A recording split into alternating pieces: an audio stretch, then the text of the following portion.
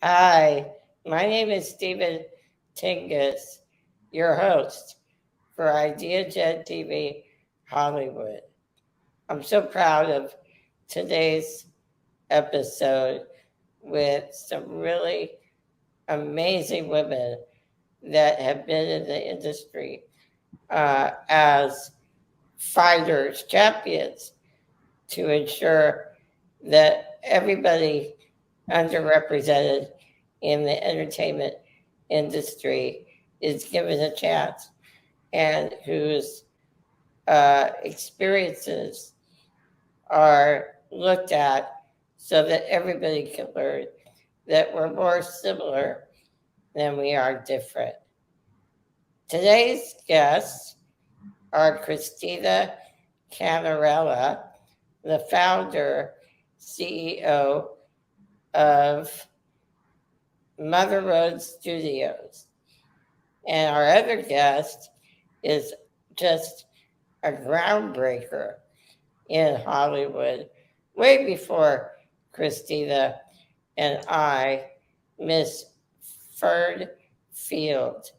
Fern has been a very close advisor, confidant, and friend to our friend, Norman Lear, a groundbreaker in and of himself for other underrepresented communities here in Hollywood.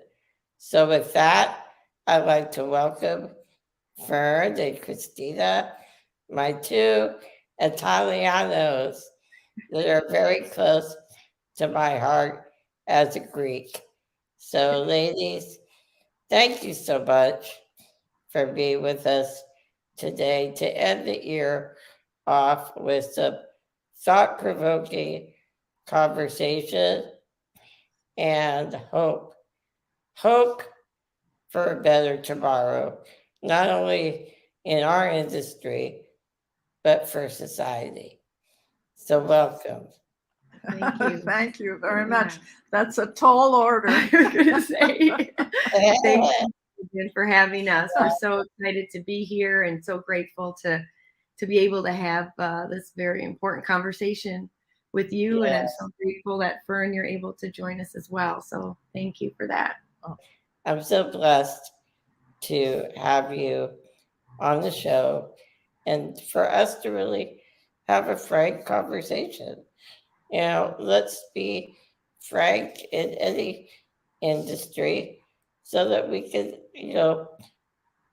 collectively solve a lot of issues. So, yeah, it's important, right? The conversation needs to be had, and there's lots and lots of conversations, but then there's action that needs to occur. And that's where I think Fern and I come into play is we don't just want to talk about it, but we want to put it into action and see it occur and see it happen. So yes, that's why we're here, right? Yeah. What else? We have to do it. So Christina, again, thanks for joining us today. We'll start with Christina, but when did each of you know that you were interested in the entertainment industry? We don't have to go into too much educational, all that type, but what was the impetus in your spirit that led you to the entertainment industry with regard to not only disability inclusion, but improving the underrepresentation of other communities? So Christina, you're up. Sure, thank you. Okay, well, what drove me to entertainment is I'm a parent, a mother of two beautiful boys, Johnny and Zach. My younger son, Johnny, was born with a very rare genetic makeup. And because of that, there's no one else in the worldwide database of genetic disorders that has a makeup like his. It's very rare, but because of that, he has some he's challenged with different disabilities and health issues. So he really kind of got me involved in the disability community. My dad had worked for Goodwill Industries as operations manager growing up. So as a child, I was exposed to people with different abilities and disabilities through that, but it was very different in the 70s and 80s growing up than it is now.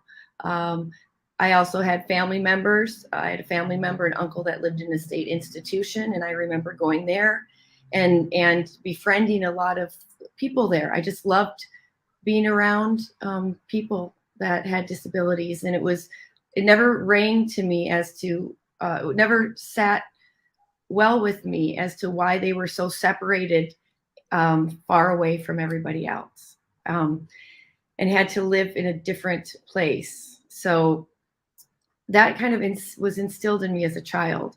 The thing that got me into entertainment was in 2001, I was living in Wisconsin, and I was at a conference. And I met this mom and her son, and they had this profound story that they were sharing. They were selling this beautiful book, and their story, which hopefully we will be making into a film one day, it just blew me away with what had occurred in their life. And I remember driving away after meeting them and thinking, this story needs to be told. The world needs to hear from this mom and this young man what happened in their life and how they've lived their life. He had very profound challenges and a lot of very high support needs. He could not hear, he could not speak, he could not see, he could not walk, he couldn't even breathe on his own.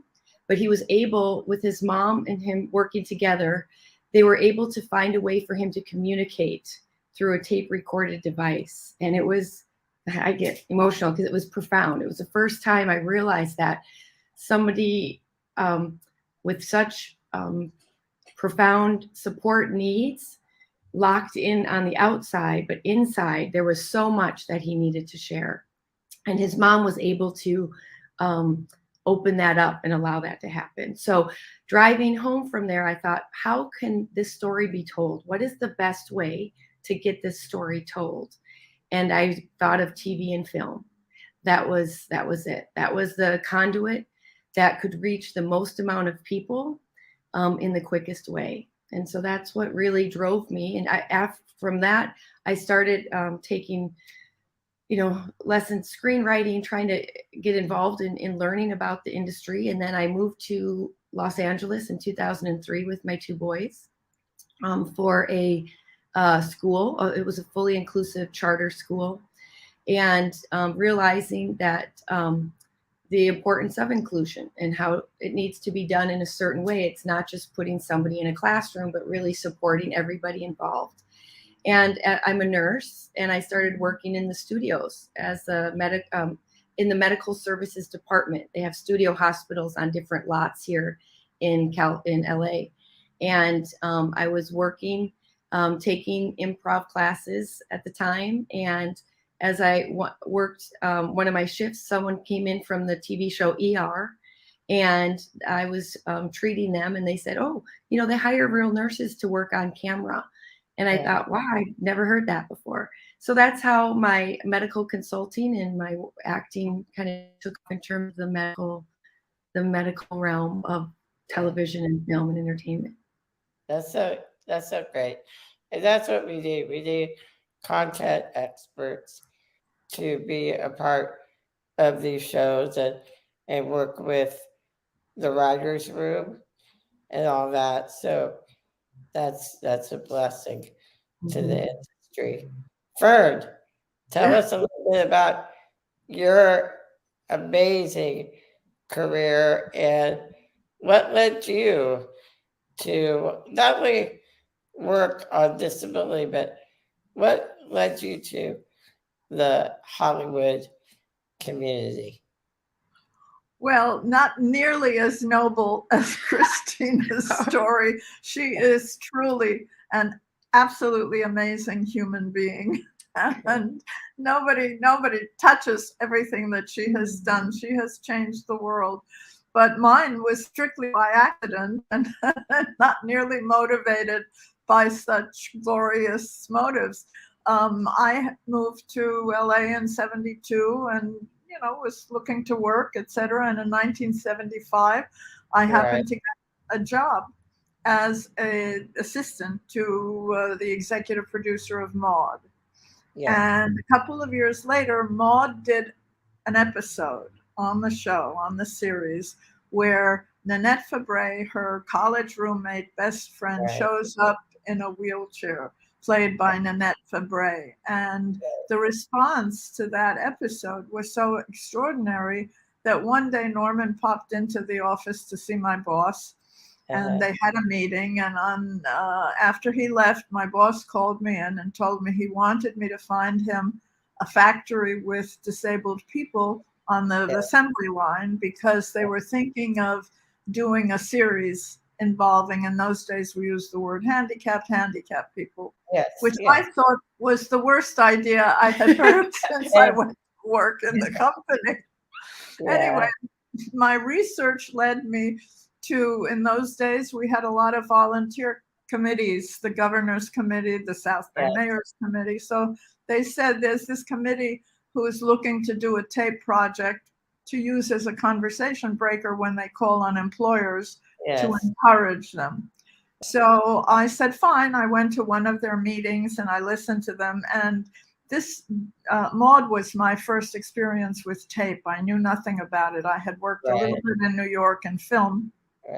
So I listened to them. I said, listen, you don't want to do a tape project, because I didn't know a thing about tape. I said, you want to do a 16 millimeter film. We'll get Norman Lear to play tennis with a friend of mine who has an artificial leg. We'll get John Denver to do the music, and we'll go for an Academy Awards. I know this committee was never going to get the money to make this film. They asked me how much. I said, I don't know, 50,000. And I went home knowing this is not going to happen. Well, P.S. They called me one day after months and months went by, and they said, you know, we couldn't find the money here. We couldn't find the money there. That's what I expected would happen. And one day they called and said, we need a budget by next week, because we found health, education, and welfare, which doesn't exist anymore, has a grant. And we applied for a $50,000 grant. Well, I had never done a budget in my life. And there were no emails, no cell phones, no anything in those days. It was 1977. So I said, okay. and I thought, what am I going to do now? I was going back into production with season, I guess, 7 of MAUDE. And I had hired a young woman whose husband was a comedy writer, and they had lived in Detroit. So I figured, well, they must have done industrial films like my ex-husband had done.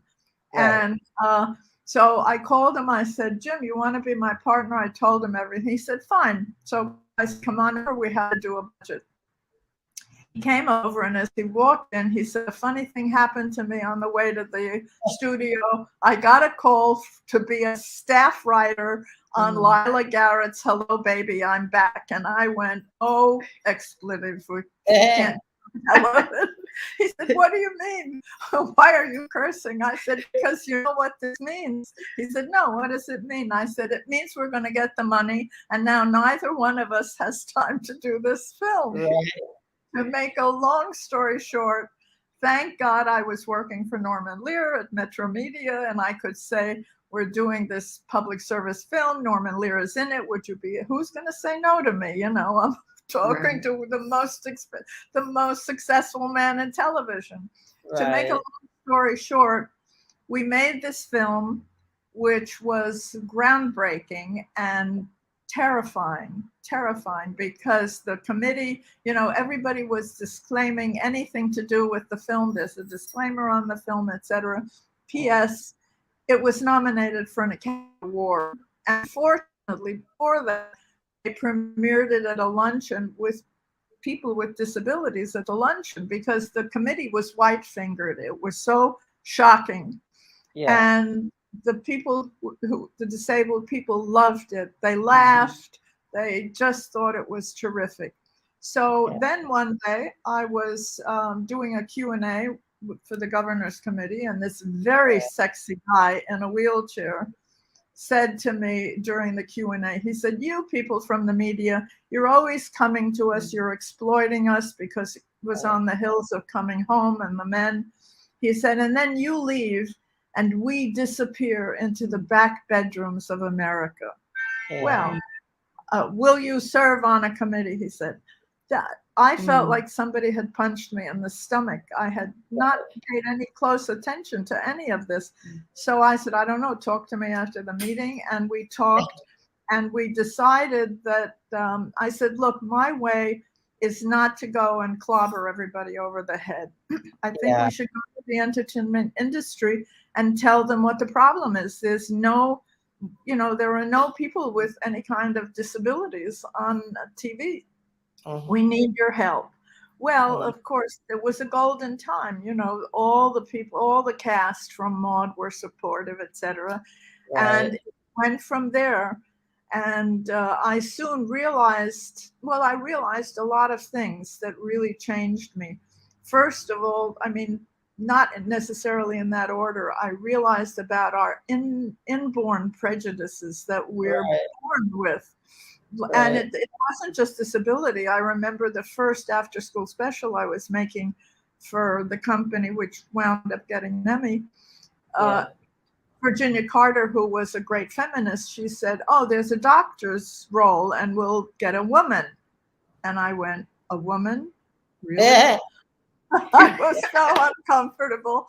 And after that, so my AD came to me because he knew how involved I was. He said, "Fern, we should have an extra in a wheelchair."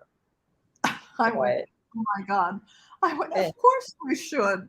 And then it started. It took 3 days that I went through, oh my God, there's going to be a person in the wheelchair on the set. What will Norman Lear say? What will Virginia Carter say? What if there's an accident? And finally, on the third day, it was the morning I was putting on makeup, I said, "Oh my God." I said, "Look what you have gone through yourself. And you're enlightened. You're part of the movement. You're going to people and saying, we want to put a disabled person in your show.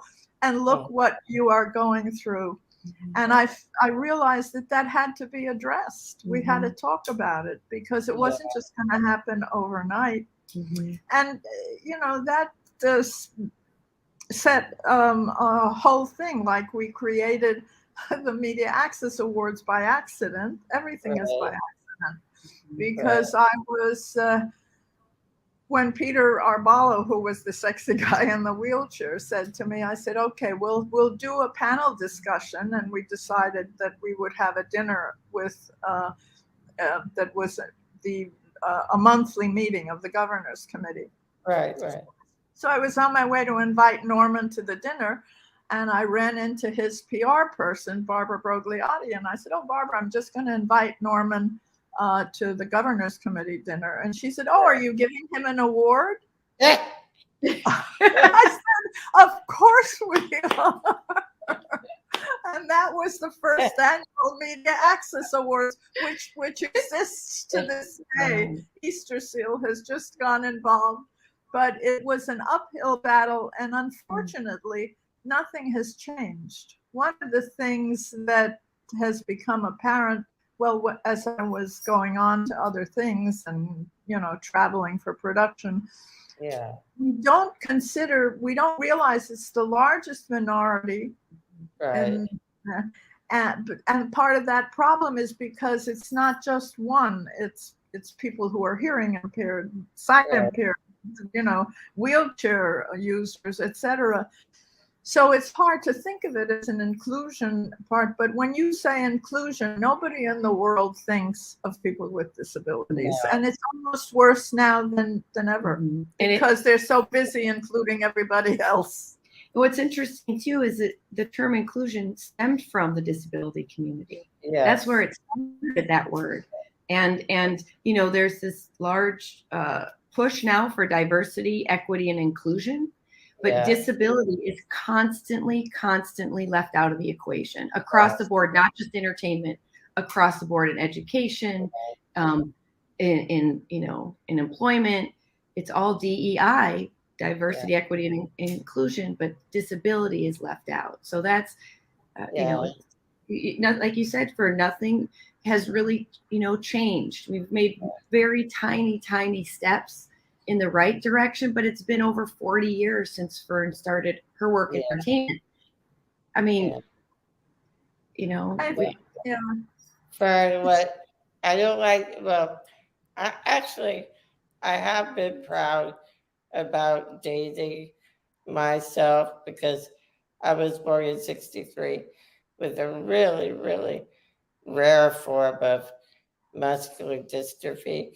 And as you probably learned, I was Governor Wilson's head of disability for California before I went to work for President Bush, the son, and had a disability. But when you were talking about your initial work in disability, I was, and Jerry Brown, Governor Brown, quite well. I was his poster child for the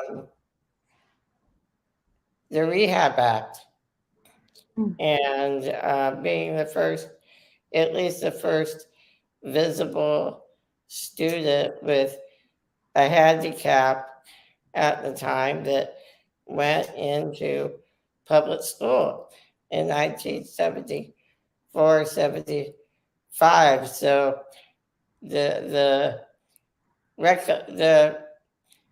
recollections that you have of your work, I was sort of the young student at the time, and I remember all those events and major milestones in Sacramento.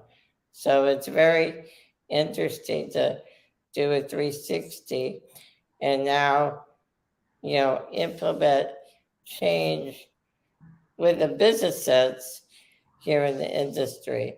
So your work, even though things haven't changed that much, as you well know, when you talk to our peers in the industry, they get it.